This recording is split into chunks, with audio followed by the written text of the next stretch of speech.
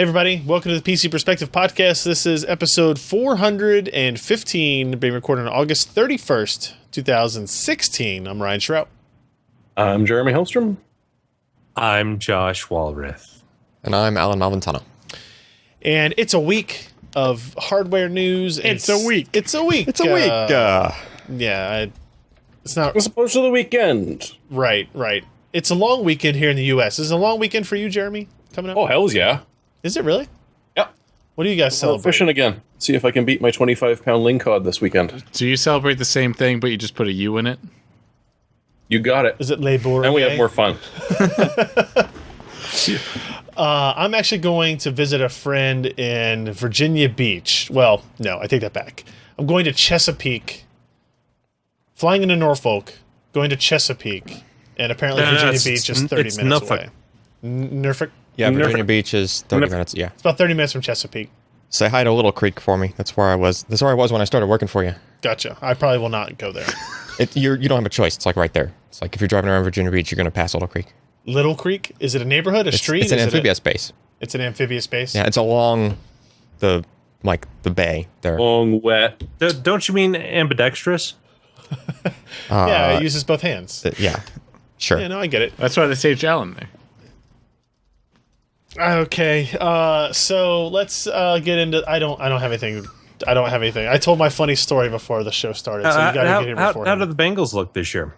I don't know, honestly. I haven't paid attention to any of the preseason. I know Tyler Eifert is hurt still, like 4 weeks. He's going to be out or something. But it could be worse. I could be a Vikings fan, I guess. So this is true. But they got a nice new stadium. They did. they got a nice new quarterback, another new quarterback to break it in. I honestly don't know what the Bengals are going to do. I haven't paid attention to anything. I watched most of 2 of the preseason games, and then there's one tomorrow. All the preseason games end tomorrow, right? I think that's the case. Don't look at me. I'm going to be gone, so I gave my tickets to somebody. Wiggle your cord. But I don't know. What's that? Wiggle your cord. You did it again. Yeah. Yep. Wiggle your cord. Now? No. Nope. This Okay, is mute me for a second. harder. There you go. Wiggle it harder. Put it in the hole. Blow it. Just like those Pop it. Nintendo cartridges. All right, Dear. how about now? There you go. All right, this time for sure. So we do record the show on Wednesdays. It is a Wednesday night as we record this. That makes sense. 10 p.m. Eastern or so, 7 p.m. Pacific or so, at pcpro.com/live. If you want a gentle reminder about when we record these things so you can see the witty banter that occurs before or after, you can go to pcpro.com/subscribe. You get this little form here, ask for your name and your email address. We basically just send out notifications apparently at 28 emails per second is the frequency with which we can submit emails. Which seems minor, I think. It seems like a low amount. I've requested an expanse. I think we requested 1 million emails per second, and we'll see if they grant that. You had to put your pinky up to your face as you did No, that's a billion. No, he did start with a million, didn't he? Yeah. $1 million. Yes. We send out emails for that. So sign up for that if you're interested. And also, we do have our Patreon campaign up and running at patreon.com/PCPer. You should go there and see this wonderful widescreen, ultra-wide photo of some of the team in action. And by in action, I mean Alan's smiling big and rolling up his cuffs.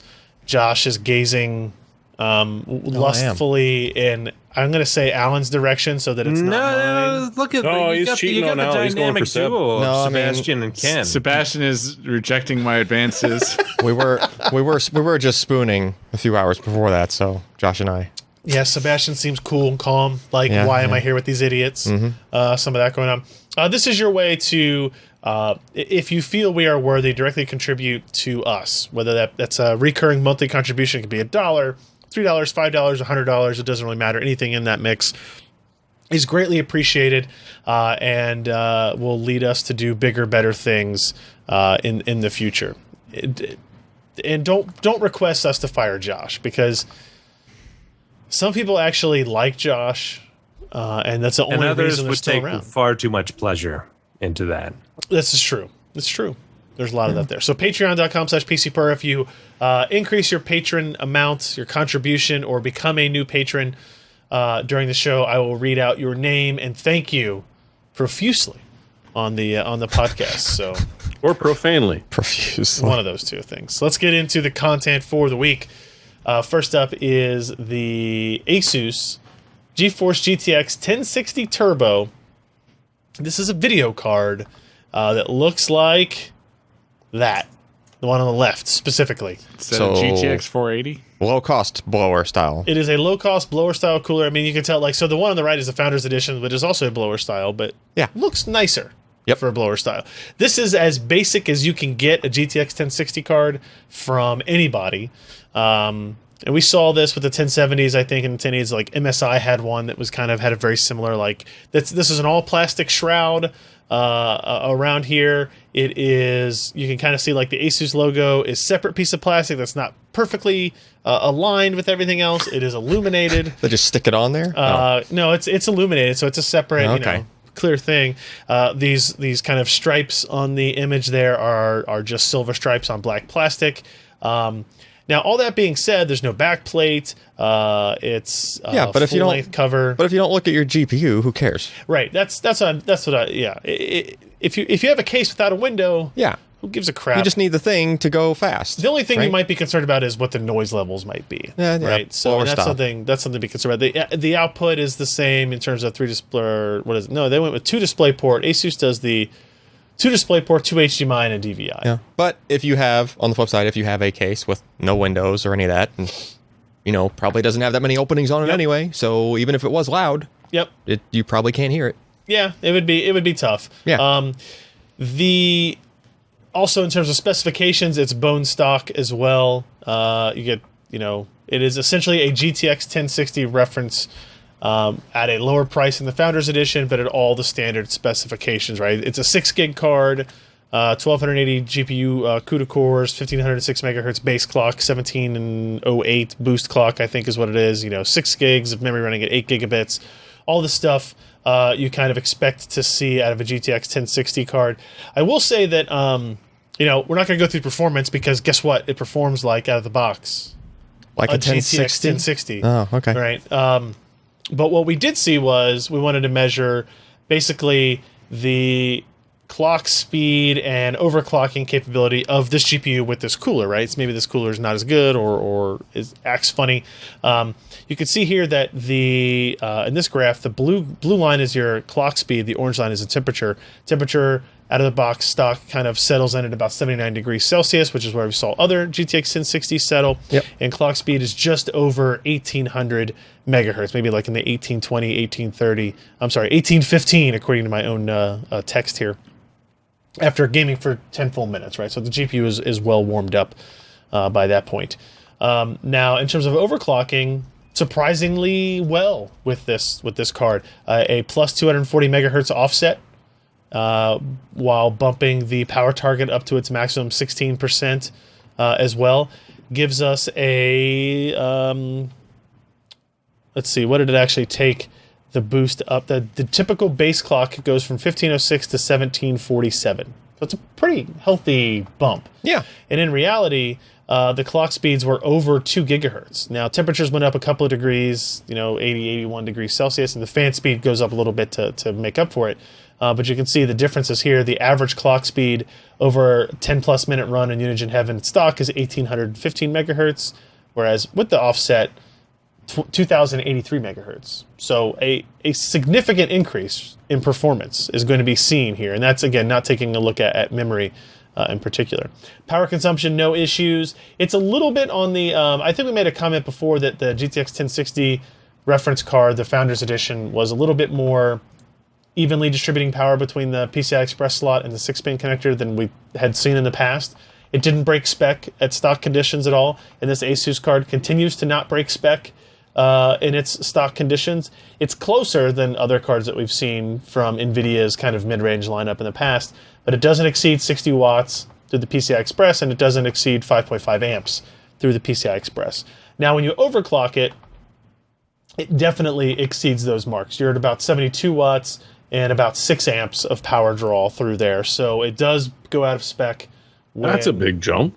Yeah, it goes up. What's it from just under 5.5 amps in our worst case power consumption scenario, Metro last night at 4K, up to 6 amps. So 10%. Yeah, overclocked. Which you know, the power draw is going up probably about that much. The power target is going up 15 to 16%.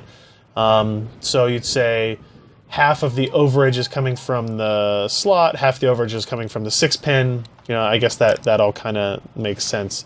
Like I said, performance is exactly where you expect it to be. Noise levels, it is a loudish card. Yep. It's about on par with the RX 480 reference design. We're still good here. What else happened? The pricing. Oh, this is the important part, right? This is supposed to have the MSRP of $249, right? So that means that is where the GTX 1060 is supposed to be. Not that it always is, and in fact, as of publication, this was still $20 more expensive. But it's closer. It's definitely better than what's the Founders Edition? 329, 339. Can't remember what that actually priced at now, but nobody should buy the Founders Edition. Well, at least there's one card that showed up at the price it was supposed to be. Yeah. I mean, I'm going to let you guys answer the question of, would you rather buy a card like this and save $50 or something to that effect? It's $50, by the way. It's $299 for the Founders Edition of the 1060. Yeah. Or do you kind of want something fancier, a little bit better, cooler, a little bit more unique? I'm gonna mute my microphone while I change out my cable here, and you guys discuss that. Okay. Go for it. I don't know. I mean, I'm okay with bargain basement style card that doesn't look pretty. Doesn't really, doesn't bother me. I wish they looked a little bit better at that price, but I mean, okay, I don't care how it looks. I just want it to perform well and be quiet. So I'd be willing to pay a little bit extra, $20 more for a, something else that's unique and not a Founders Edition that's a little overpriced at $299.99. Thank you. Jeremy? It doesn't really matter how ugly it is. If that blower is better, if you can prove to me that, hey, your temps are going to be a little bit lower, hard life is going to be a bit longer, makes sense to throw a tiny bit more money into it. Throwing $80 into it, no, I don't think so. Especially $80 at the low end of the market, right? But for that sort of premium, no problem. I'd be hard pressed not to go with 480 at that price point. Yeah, it's still up in the air on that too. So yeah, that's the GTX 1060. I will give them credit; they call it the 1060 Turbo instead of the 1060 stock. Yeah, they didn't. I guess that's not as sexy. No, go figure. But it is kind of ironic that they call the GTX GTX 1060 Turbo, which probably it's like that turbo button on those old. 7 years ago. The name Turbo being added to any video card meant it was the highest end one that brand was making, or something to that effect. So, not so much the case anymore. So that's that. Up next, Intel SSD DC P3520. Yeah. DC stands for data center. Yes. This is an enterprise drive, so it's a different animal than what we're used to kind of discussing. In some ways. But it's a cheap enterprise drive, isn't it? It is. Relatively inexpensive. Yeah. For what it is, For what it is, especially. So what is it? Is the big deal there. All right, so we tested the 2 terabyte model, but this comes in the same capacities as the regular 3500 series did. So, I mean, it was like a year or two now ago. You had a 3500, 3600, 3700. It was like 3 different performance tiers. 3500 was meant more for like more read-intensive operations, and then as you moved up towards the 3700, you had more and more over-provisioning and more ability to handle a bunch of random writes. Okay. So this is on the left side of that scale. It's like meant more for high-speed reads of stuff. Okay. Like caching kind of things and stuff like that. Not something you would want to hammer all day with random writes. And this is also first enterprise part we're seeing out of Intel that's using their IMFT 3D NAND, Okay. which was announced last year. What product on the consumer side uses 3D NAND? Well, there was a bunch of those announcements, which I think is this the first 3D NAND product released from Intel? out of Intel. Yeah, I think so. And they actually led with their enterprise part, but then, and I'm not sure if we have it in the notes, but like I wrote up another post for a bunch of consumer parts using 3D that came out as well, like just like less than a week later, right? So they're definitely in volume production, full force of this 3D NAND if Intel is going as far as like updating almost every single product that they ship with this new NAND. So right? like comparing it to the P3700, it looks the same, the layout's the same. It's literally a flash change and probably controller firmware update type thing from basically this? Yeah, just different firmware. The controller hardware itself might have been revised slightly over the past year plus, but nothing that's going to be super performance modifying really. And as a matter of fact, since this is a 3500, it's actually dialed back on performance, right? It's not meant to go. So even though it's newer than the 3700, it's a lower the series. Performance to be lower. Yeah, it's a lower series, and it's not meant to be like as fire breathing of an SSD, as the 3700. Right. Also, it's the first generation of Intel's 3D NAND, and Intel and Micron were going more for, like, at least initially, more for capacity over speed, right? Not to say that this flash is horribly slow. It's just they didn't go for like a speed boost at the same time as they were going for really high capacity per die. So would you say that Samsung and it would be more towards the performance side with their initial ones, but now that they've added layers, they've kind of taken it in the middle of higher performance, but they're also improving upon density? Samsung's initial, like their 32-layer VNAND, was definitely a performance improvement over their planar. Like if you took an 840 EVO, which was the 2D stuff, versus an 850 EVO, which was the 3D stuff, at the same capacity for both drives, the 850 just walks all over the 840, performance-wise. Whereas these Intel parts, like that flash, what I've seen so far, it's not a speed improvement at the same time. It's like on par with their older planar stuff. So it's rather pedestrian. Kind of, but what they're getting out of it more is the cost, right? Right. Because they're able to make an enterprise part with an 18-channel controller. I mean, there's other parts on this device that cost a decent amount of money to Intel. Like that controller is no slouch. It's an 18-channel SSD controller. It's like, it's kind of beefy for that part. So, and they're able to do this for like, in the case of the 2 terabyte model, it's less than 50 cents a gig for an enterprise SSD. what makes it enterprise? Like what performance characteristic? It is able to handle things like 4K random writes to the entire drive continuously. Okay, so it's, whereas consumer firmware would be more oriented for more sequential workloads and maybe random to a small slice of it. Okay. Right. That's how a 750. Okay. That's how a 750, which is based on this, is optimized versus this guy. Even though its drive writes per day, since it's only a 3500 series, is not that high. It's not meant to handle 4K random all day long necessarily, but it can handle like bursts of it across the whole span of all the flash. Roger. We introduced something new with this review.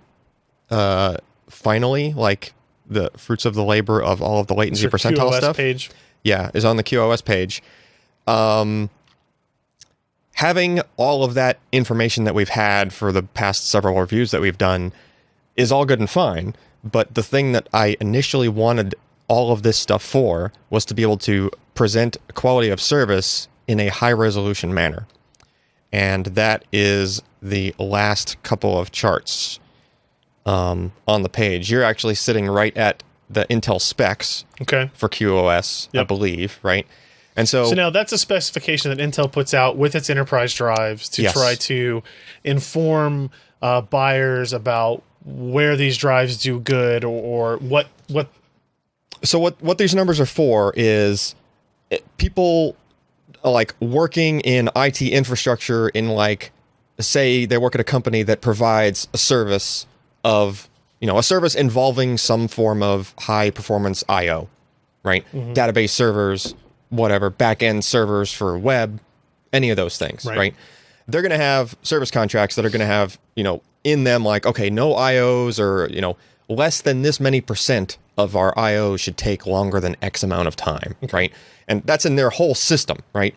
So then within their system design, they're going to have to spec their SSD to do something like, say, that bottom performance spec. Like we want 99.99%, which is also called 4 nines for abbreviation, because these specs tend to have like... it doesn't roll off the tongue to say 99.99% each time? So only if you're Josh.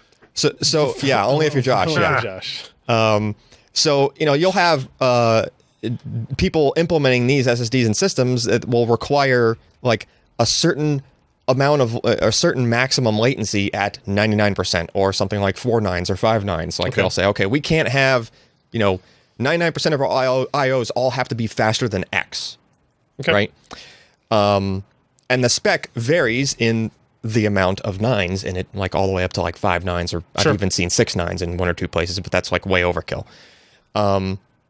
Because you're really talking about like, tens of thousandths of percents, of the IO. So basically it's none of them is left over at that point. Right.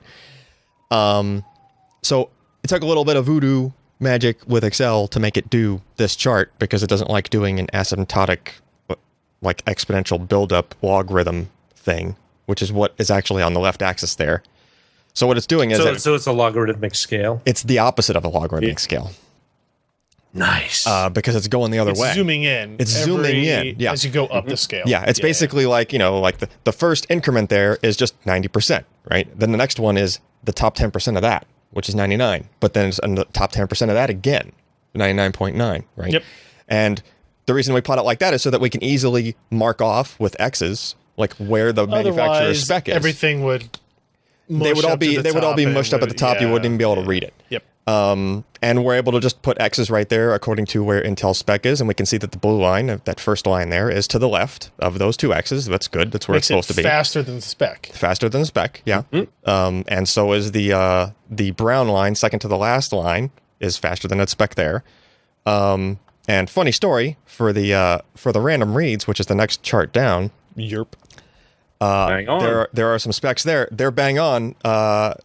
The draft spec we looked at for this SSD, they were not bang on. And I presented this data to Intel, and they actually tweaked their spec based on our testing. Okay. How's that for? So if anyone buys it and it's slower than you think it is, blame Al. Well, I mean, I tested it. And hold on. Like, I guess that's good, but... It is good. Shouldn't they actually have known what their product did? It was down to what seemed like just... It was a draft version of the spec. What does that mean? You just make it up? Yep. They're subject to change. And we were an entity that affected that change in this case. But that's not how it should work. I know. Okay. All right. Hey, without this testing, this might have never even been caught and fixed, and people might have potentially bought this SSD with a certain spec, and it would have been worse than the spec. Correct. So, hey, there we go. Good thing we're doing this testing now, right?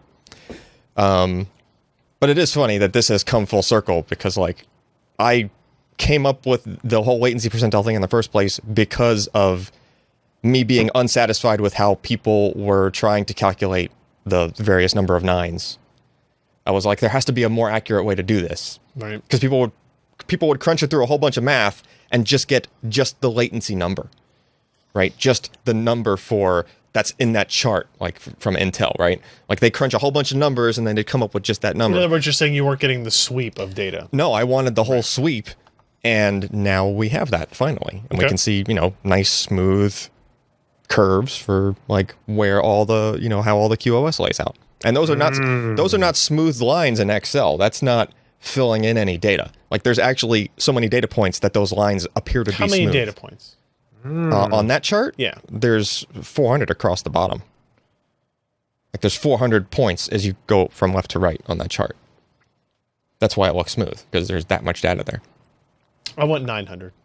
I can make 900, but it goes, The way we engineer the technology, you can have as many as you want up to the amount of RAM in the system. 12,000. You could. Excel would crap itself. Yeah, that's true. Yeah, I basically drew the line at 100 data points for every decade, every time you multiply latency by 10, right? Because any more accurate than that, and it's just diminishing return, like it doesn't get you anything else at this point. It's smooth enough, basically, right? Okay. Anyway, so end result, good performing enterprise SSD, not, super fast enterprise SSD like the other models are, but 2 terabytes at 50 cents a gig for an enterprise So part. you and I had this discussion / argument about it when it came to this. That's really cheap for what is probably a really fast drive. Why, as a consumer, would I not be interested in buying this drive? Okay, that's also an important. Well, yeah, it is. If your system could boot from NVMe, there's a possibility that some motherboards might not like the monitoring stuff that's built into the firmware on the enterprise parts. Sometimes they interfere with booting, but by now I think everybody's BIOS is probably fixed so that you could boot off of this one. So I mean, you could boot off of it, but. So have you ever tested these on an AMD machine? No. Oh, wait. Why not? Ken, did you try to boot the 750 on a... Oh. Well, you tested it on a AMD system that had... Oh.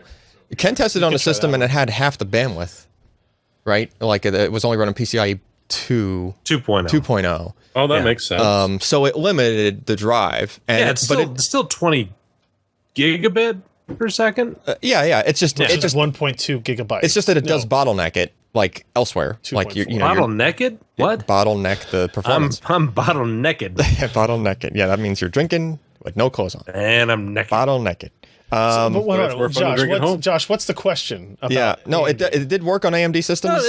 Because some people I've heard complain that NVMe does not work on some of that, and you're limiting your bandwidth due to the PCIe 2.0. You're definitely limiting your performance on AMD PCIe 2 systems, but you're also it's not supported. It's more about, does the BIOS support it? Yeah, and that's what was funny about the AMD system is that there's not a whole lot of BIOS updates for AMD platforms. We were surprised that it worked on the AMD system that we tested it on because there is specifically not support, but it did work. Well, so it was like, wow. It's not that there's specifically not support. It's just like they didn't specifically lock it out. But there's we didn't see this coming 2 years ago. Exactly, or 9 years ago when they made the last. Yeah, but we've got other products that actually have M.2 full by 4. Yeah, connections there as well. So I mean, obviously there's got to be some BIOS support. What? By 4 2.0? That just because they added M.2 doesn't mean they did NVMe. Doesn't mean they did NVMe. It can be PCIe, not NVMe. Yeah, the first round of M.2 parts were AHCI if they were using PCI. Like even the SM941, I think, was an AHCI. It was still M.2. It was still PCIe by 4. I mean, the first NVMe drive we got was the Intel 750. And NVMe. Yeah. Yes, but that was not M.2. No. Oh, well, that's true. Well, okay. Yeah, we got the P37 first. But yeah, the first consumer drive was a PCIe. So to get back to card. To get back to don't buy this if you're a consumer. Okay, sure. Okay. The firmware on a drive like this is designed to be in a data center, not just for performance, but for what happens when things go a little bit flaky with the drive. In other words, so then it calls a sysadmin at $150 an hour, and you have to pay for it. It just automatically does it.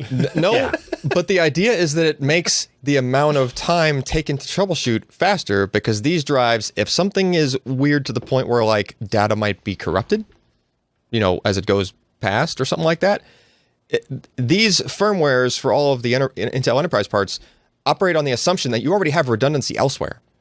So they just brick themselves. Like if something is flaky with the drive, the firmware goes into what's called an assert mode, and it just ceases to function. The drive just stops working. Because if you're trying to troubleshoot something in a data center, you don't want an intermittent fault somewhere in a whole array of SSDs, right? You just want the thing to go bad. And that's what these firmwares do. Like they are specifically engineered to do that. I've had an Intel data center like S series, like a SATA drive. I've had one of those just assert on me during testing. Like whoa, easy. It's just, Oh, no, it's very assertive about it. Alan? It just goes away. The drive... Inconsequential. Now. Huh? I'm stopping now. You're not worth it. It's basically, yeah. It turned out it was a firmware bug, and it wasn't production firmware. But anyway. I detected a bug. That's it. I have to go back out and kill myself. Yeah. Sorry. Yeah, and the label of the label of the drive even turns into some. It actually has the word like assert somewhere in the name. Even so, like if you were doing monitoring from your data center, you would actually see that pop up in like the device. When is somebody going to do some e-ink type stuff on the actual drive itself, where something bad happens and it writes to the e-ink on the cover, and you can just look at it? Yeah, it's like, I don't know. Yeah, this thing sucks. That's the next $1 million idea. You should patent that. But just 1 million. So would you we're talking would you say, enterprise you know here. what? I'm not going to take that 1 million. I'm sorry. Yeah. I don't know, maybe. So if you're using a 750 series SSD, which again, based on the same hardware and the same controller and the same everything else, that firmware is not going to do those sorts of things if it sees something a little bit wrong. But how likely is that? Doesn't feel guilty if it lets you down. I told you, I've had to drive assert. Yeah, but I mean, that sounds like, nah. Just back up your data anyways. Right. You're supposed to be backing up your data anyway. Yes, you should be. But, enterprise drives will give you much less of a chance to get that stuff back. In the case of the SATA drive that asserted on me, Can we just say die? it didn't assert itself on me. Dirty. It asserted all over me. Why Yeah, I was using it. all over your Inserted data. itself. I didn't realize Alan was into sadomasochism, but however you want to handle your data. Hey, if you're into data management, you're into S&M. So when these drives go into this state, data recovery places might not even yet have the capability of putting the stuff back together. That's fine. So, just definitely consider that. So a good drive for its use case, not for me to play Doom on. I mean, I still would. Believe it or not, probably great as a Steam drive because you can re-download all that crap anyway. Who cares if it goes away? Just the instant death mod is a little bit more serious. Yeah, but how about RAID 0? Do I want to put 2 of these in RAID 0? Yes, you do. We're moving on to the next story. Only if you have a backup. That's it. I have a couple of Patreon updates here for everybody. How much is the single largest monthly Patreon contribution is the name of the person, edited their pledge to $60. Wow. The single, and I did a check real fast, the single largest is 100. Oh, actually. Really? And that awesome. person has paid 3 months. That's even better. Your mom is so cheers, nice. thanks. She's a very sweet lady.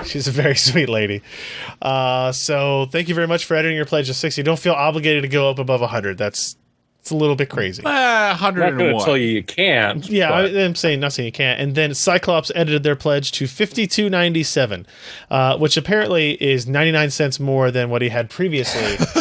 And I think I found his pattern already. So thank you very much, Cyclops. We appreciate that. Real quick, we want to mention Sebastian's review of the HUAWEI Mate 8. The HUAWEI. The HUAWEI Mate 8. Wow.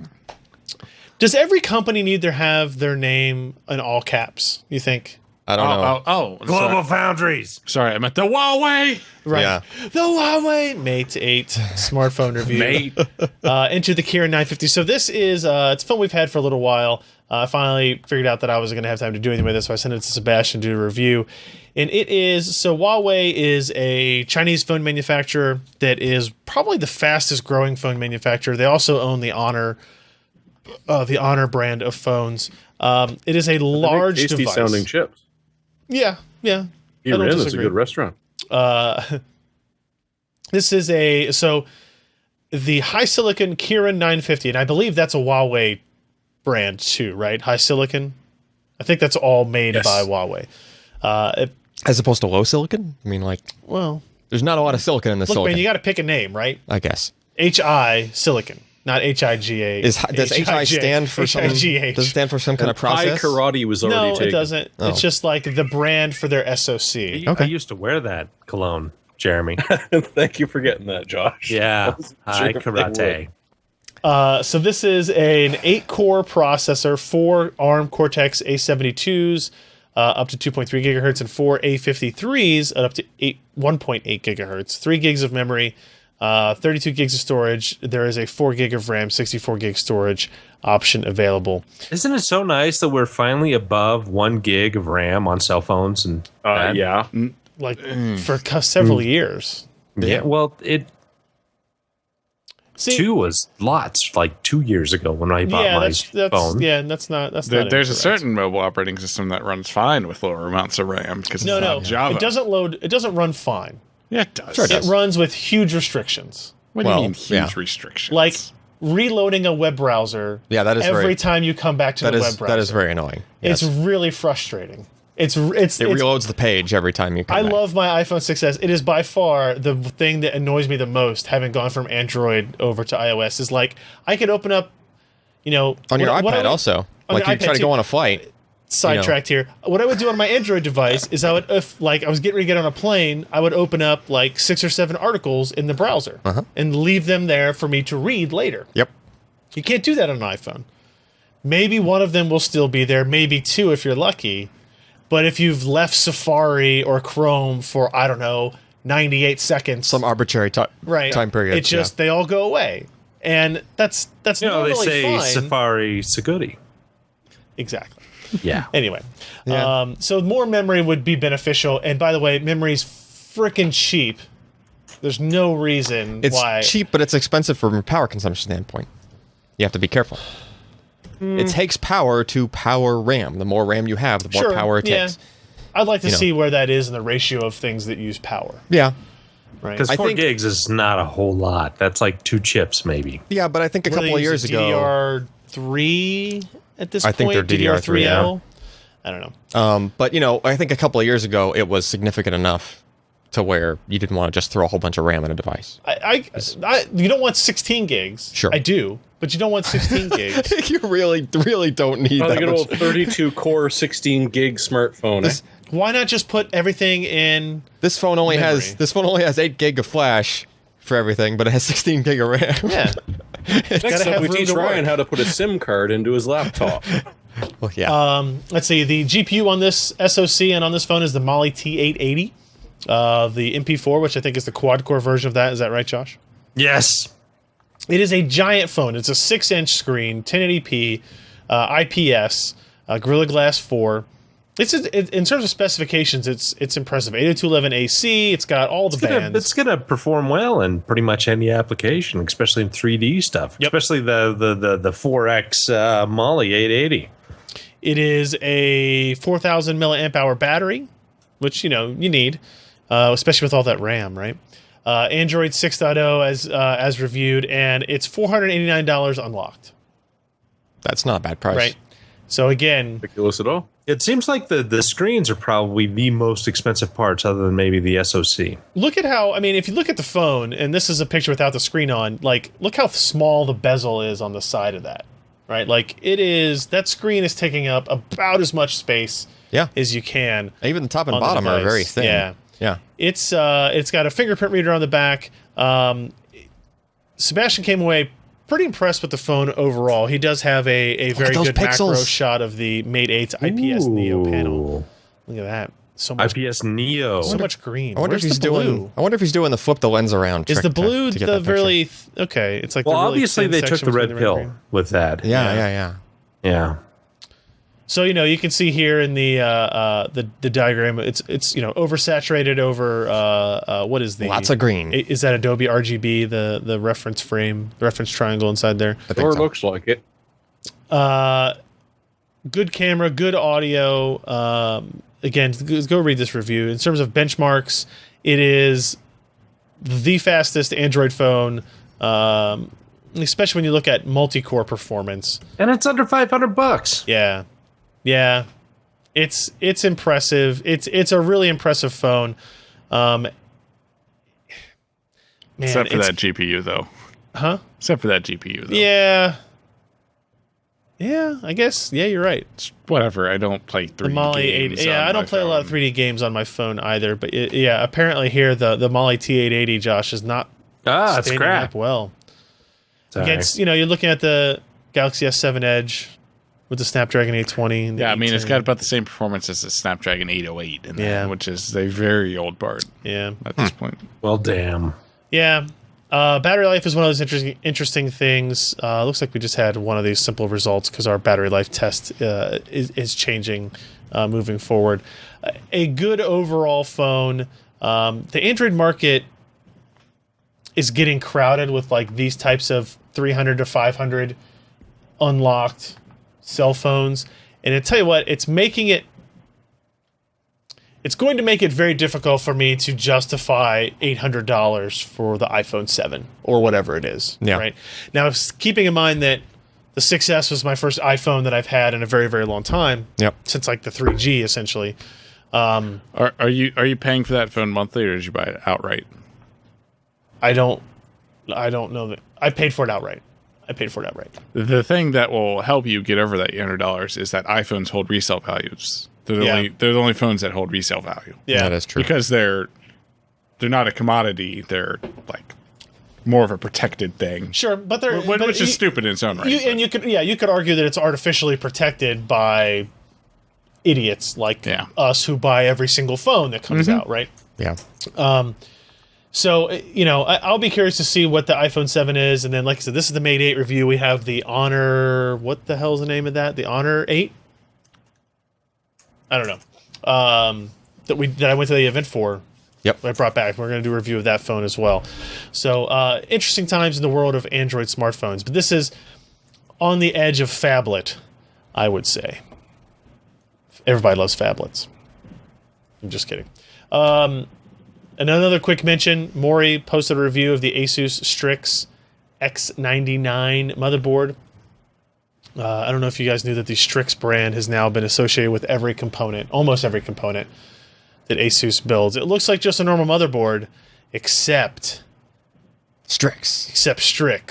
There's also a lot of LEDs everywhere on this. You can see here that it's got LEDs up here by the output connections. You've down here by the chipsets, and then the what do you call those? The PCI Express retention clips. Yeah, they light up. Yep. That they're like this clear acrylic, kind of almost like a light ice blue acrylic, just to reflect the lights on the Aura like lighting backlit. control. ASUS is doing a really cool thing where like now their software will let you match it'll the do motherboards mice, with the video cards, the keyboard, the mouse, your headsets, anything that they build that has RGB lighting, you can now sync across and do different things too. It was interesting when we were at QuakeCon and we were having lunch with JJ. Yeah. He was talking about people don't understand how complicated it is to get all these different components to source LEDs that have similar color spectrum so that like the blue matches the blue of your, graphics card to your motherboard, and somehow, you get a different lot of LEDs. Anyone who ran out of paint halfway through a paint job knows exactly what they mean. Basically, yeah. Right. Yeah. So didn't like blue LEDs win a Nobel Prize for somebody? Probably. Yep. I don't know what that is. That a thing? Yeah. I don't know. Because it was hard to It's very get hard them to to do. work. Yeah. Blue LEDs, I think, should die.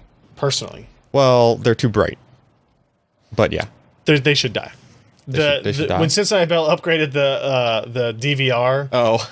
they put blue LEDs for like where the clock is. I used to use the clock on the DVR all the time. Now I can't read it. It's too bright. It's too bright. Oh, you And need a then gel to I always staple. tell the story of across from the Chick-fil-A. What's the name of that place, Ken? I don't know. There's like an eyeglass optometrist office. Yeah. Whose sign is bright blue bright blue LED lit sign. They're trying to burn your retina, so you need to come there. And it's like, oh, maybe I need to. And get that's why they're glasses. making you go into their office because I can't even read your sign, man. Well, you need to be checked. And That'll actually, be I don't know if you noticed, $75 when you go through Oak Brook on the way back to our neighborhood, the Oak Brook Swim Club sign has now changed to a black or a blue backlit sign as well, which I can no longer. I know what it says because I've lived here for 100 years, but I can no longer read it. I don't understand how. I don't know. Anyway, but yeah, the color temperature of different RGB LEDs so is different. when you set all your RGB LEDs, just don't set them blue, I guess is what I'm saying. Well, the problem they were talking about was like if you try to make them all white, like they would all look different shades of white. See, kind of purple. I don't know what it is, but I don't have. You don't have what? I don't have the same. Maybe I Crank do a the little blue bit. up, Ken. So on blue Christmas lights, Those are diffused a little bit, is what's yeah, helping maybe. it. Like blue Christmas lights that people put up in their trees and stuff. Yeah. My eyes can't focus on them. Right? And I did research on it, and it affects like 35% of the population. Oh, really? Yeah. Okay. Where like blue is the wavelength of blue is so far out. Like, It is. and it's so wide. There's a wide range of blues that it's like it's a lot of people can't like. It's not that you can't see it, but you can't like focus on it, or you can't. Your perception is too narrow. I guess You can't see the big blue picture. It affects so much in my life. Maybe I should be on disability for this. Well, it's a genetic disorder. From the government. The government's going to pay you? Yeah, I think the federal government owes me I disability. think survival of the fittest. I think you should probably just be gone. Darwinism Like, just needs to kick in. Yeah. Or I need to go around and smash every blue light that I find and assert my dominance. they'll blind you as you're trying to smash them out. But you have no depth perception with them, so you'll always miss. That's true. Yeah. That's true. Fortunately for the blue LEDs. Oh man. So some of the key features of this. I mean, so ASUS, they make a lot of motherboards, guys. This is X99. So we're looking at, what would this be? So now they're going to add Strix to all of the various letter abbreviations for all of their boards. I do have a little bit of a concern with that, because when Strix brand first came out, it was about quiet. It was about like sound levels. Like Motherboard is that super motherboard quiet. makes zero noise. That's fair. I mean, that's true, I guess. So does their mice. Yeah. The mice don't make any noise. Yeah. Their headset, though. That's true. It has speakers right in That's it. supposed to make noise.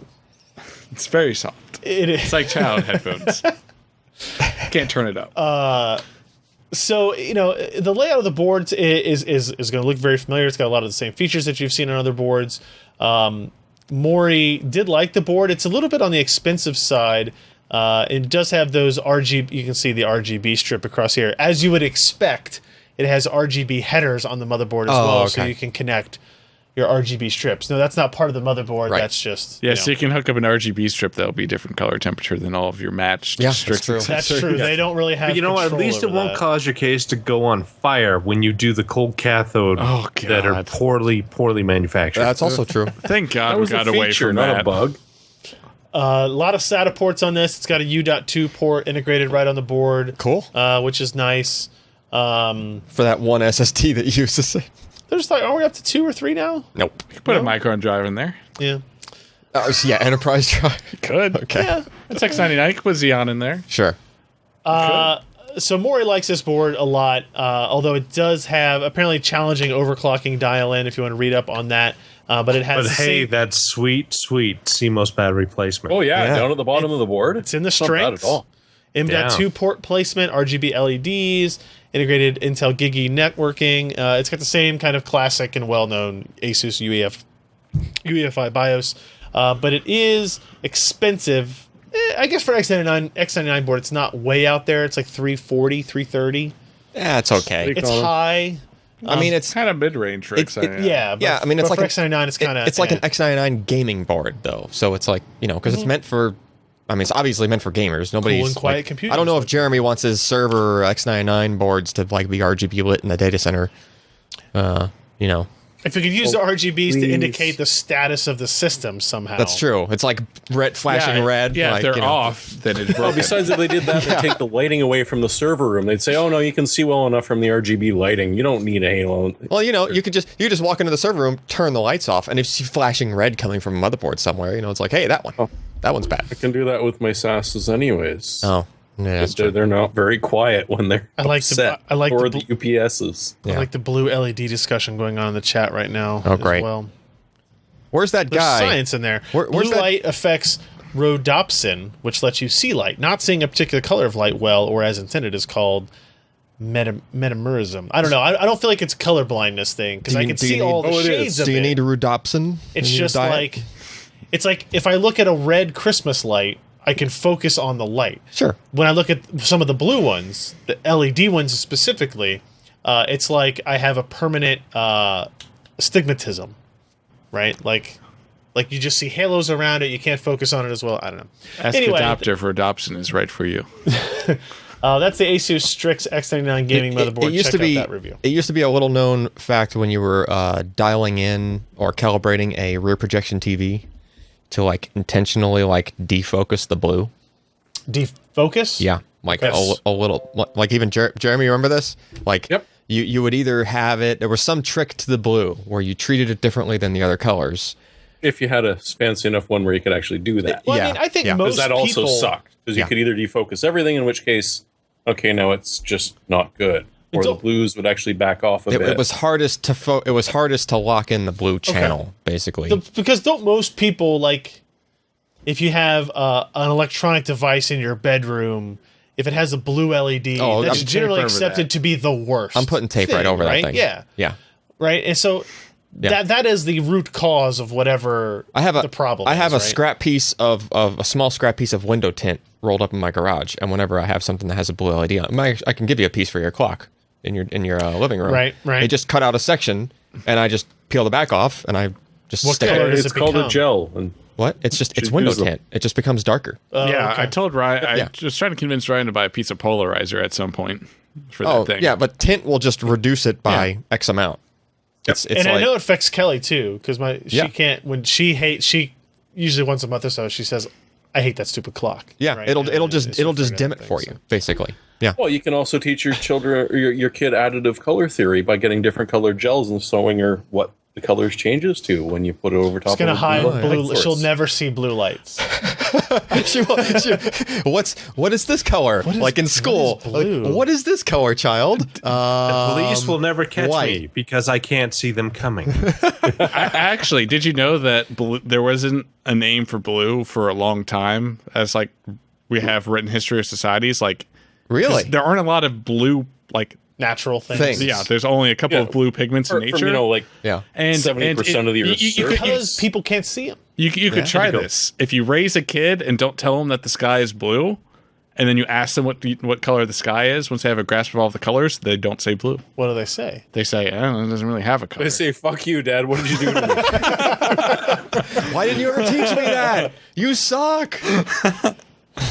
Sky doesn't really have a color. What color is that? Sky. It's like a aqua. Think about it. Kind of a robin's egg. All right, Patreon updates before we get to our next updates. Here's one from Suck It, Please Don't Tell My Wife. Just edited their pledge to $101. Wow. So there mighty- you go. that's mighty Over the assertive line. of them. Over the line. Michael DePorter edited their pledge to $52. Thank you. And Not Ryan's Mom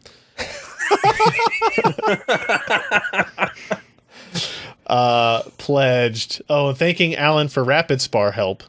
Oh, I know who that is. Okay, pledged $109.99. Awesome. $109.99. That's Exactly. That's probably $109.99. a new one. It is a new you. pledge. Yeah. From Not Ryan's Mom. We'll take it. Thank you very much, guys. That's awesome. I know who that is, and thank you for contributing. I was glad to help. Kicks ass. All right, this will be a quick one. Hey, Intel 7th generation core processors. That's it. Kaby Lake. That's it. Just like that's It's it. Kaby Lake. Okay. So Done. here's the scoop it's on up Kaby by, Lake. Thunder Bay. I don't. That sounds like a code name. Most too. of the time, they label they make a name off of something that exists somewhere, and Sure. it will be somewhere bizarre. Kaby Lake. Yep. It's by friggin' Thunder Bay. Okay. So they're gonna have a product bizarre. named Thunder Bay next. Is that what you're saying? Can't wait for that one. I thought they I'm already had a worried because that Thunderbird. would just be wrong. You have Thunderbolt? Yeah. Yeah, I don't know. So Kaby Lake, guys, we've known this was coming for a while. This is the end of the TikTok era and into the TikTok optimize is what Intel calls it. Yeah. The TikTok talk. Optimize. Mm-hmm. No, TikTok talk sounds derogatory. TikTok optimize sounds like they're still doing something. Derogatory. Okay. Maybe not derogatory. So there's two reasons, right? So one, this is not as interesting as it should be, but also it's not nothing, right? True. So Kaby Lake is still a 14 nanometer built processor using essentially the identical microarchitecture that Skylake has. So the processor IPC is identical. The graphics, the GPU itself, IPC is going to be the same. The only changes to performance are going to be seen in one, clock speed changes, and two, the media engine on the graphic side has changed. So it now supports 4K video decode in fixed function hardware, like up that's to good. 10-bit HEVC and stuff like that. So the 4K video input is now way more efficient. I can scrub down here to the example graph. Like for 4K video playback, local file, a 10-bit 4K file. The 6th gen processor Skylake used about 10 watts to play it back at about 50% CPU utilization, while the 7th gen Kaby Lake can do that in a half a watt at 4% utilization. So obviously that's going to be a huge difference in terms of power efficiency and how long you can watch 4K video on your notebook if that's something you want to do. But all that is changes here inside the actual kind of media decode option. And there are a couple of instances where the media decode, I'm trying to zoom back out. It's not going to let me. Great. It will actually use fixed function, and then we'll use fixed function plus execution units plus the GPU itself to improve throughput on some things. I think that would be in the when it does HDR. When it does HDR, it's using fixed function and using some of the GPU functionality to get it done in the most efficient way possible. So there we go. The other changes are really on clock speed. If you look at this spec, they're basically showing a 12% improvement in performance going from Skylake to Kaby Lake in Sysmark, and then 19% in Web Expert. And if you look at these slides, you can kind of see how they get that done, right? The Core i7-6500U, which is a very common processor in thin and light machines, notebooks, going up to the Core i7-7500U, which is, again, the same spec'd 15-watt part. The rated boost clock is actually 400 megahertz higher on Kaby Lake than on Skylake. And that's kind of like the general rule, is anywhere from 300 to 400 megahertz of additional clock speed at the top end, not at your your base clock necessarily, right, but at your top boost clock. And that's going to improve experiences where responsiveness is important, touch screens, scrolling in browsers, things that benefited from Intel Speed Shift technology, which is something we tested in an article a ways back, right? So if you see the bottom line there is Skylake before Speed Shift was enabled. The green line in the middle is the same Skylake processor with Speed Shift enabled. And then the yellow line up top is the new Kaby Lake. So not only does it get to its top speed quicker, that top speed is higher. So what is that scale on the bottom? Microseconds? On the from left to right, milliseconds. Oh, milliseconds. Wow. Yeah. So basically it takes 15 milliseconds for the processor to get from its idle state to its maximum frequency. Yep. Whereas, with Skylake, it was 30-ish milliseconds or something like that. Right? Stuff like that also plays into how snappy your storage feels. Oh, really? Like whenever I test SSDs, because it's got to handle the IOs. Yeah. Like because of that poor-looking curve, I have to disable power states. Sure. In anytime because your processors are probably at the bottom level or worse. Right. For the ones we're using. Yeah. So you just keep them in their top frequency all the time. Yep. Makes sense. And so, that's kind of all there is to Kaby Lake, guys, is it's going to be higher peak clocks at the same wattages, same thermal limits, and then 4K media encode and decode accelerations are enabled. You know what's really good about all this? Was that 14 nanometer is finally a mature process. That's right. They call it 14 nanometer plus. Yeah. Mature at 14. Finally. Because it's better than it was. I saw some stories around Kaby Lake that were like, it's not going to be any better than Skylake. And it's clearly not going to be the case, right? If you run a sustained X264 encode on your laptop, it's probably going to perform the same or almost the same, because the benefit is not in sustained performance. Yeah. It's going to be in what the peak can get to and how quickly you can get to it. In other words, you're just casually doing whatever on your laptop. Literally touching your screen and scrolling is the example we use to demonstrate the advantages of speed shift on, speed shift off. Yeah. Because it needs to go from an idle, like you're just looking at a page. Your laptop processor dies. Yeah, right now your laptop's doing 400 megahertz. And as soon as I touch it and move, how quickly does everything respond? Yep. Right. Yep. And it's less apparent on a page like this than it would be, say, on a Google Earth page or something like that, where you had a lot of imagery that has to move sure around. So Kaby Lake is coming to mobile systems starting September. So you'll see Lenovo updates, ASUS updates, Acer updates, Dell updates. Accordingly, they're saying over 100 designs by Q4. And then enthusiast enterprise parts using that iteration of Kaby Lake will be in Q1 of next year. So CES, I assume. Does this also do that kind of on the flip side, that technology where it actually goes like lower as far as the clock? Like it goes even deeper, like as far as slow? What was that other? It was in the M series, I thought, where like the power states actually went lower than what used to be the base. So I'm sure the M series in this will do that. Okay. Right, because the architecture is fundamentally about lower S0 states. Yeah. Essentially. I'm sure all that is identical. If they didn't bring it up, then anything changed. It is worth noting, I guess, since you brought up the Core M series, because I forgot about it. They've announced 6 parts: an i7, an i5, and an i3. Yep. At 15 watts, and then for the 4.5 watts, they announced an M3, which is the low end, and then now they're just calling them i5 and i7 for the 4.5 As watt if that's parts not too. confusing enough. So it's a Core i7 7Y75. So the Y is what you look out for. The Y is, because it's Y series and U series. Adding further confusion, because, so most people associate an i7 in a mobile platform with a high performance part. That is not... But they screwed that up 2 generations ago. I know. Because the Core i7, if you look at the... They're screwing it up more, is my point. Like, look at the difference between the Core i7 and the Core i5 in this table, right? They're both 2-core, 4 threads. The difference is... 200 megahertz. Clock, 200 megahertz base clock, 400 megahertz on the Which is frequency. ridiculous in my opinion. Like, they shouldn't be doing that. I don't disagree. There was a time, not that long ago, where Core i7 was quad-core, hyper-threaded only. Yep. Core i5 was quad-core, and Core i3 was dual-core only. Yep. Right. So I remember the hue and cry when they went from engineering names or engineering nomenclature for chips to, we're going to pick a brand name so that people can understand it. It's less confusing. Yeah. And then they made it more confusing. Well, now we've gone the other way to the point where now the engineers and the public are confused as hell as to what it is they're buying. Yeah. Can we just pick one or the other?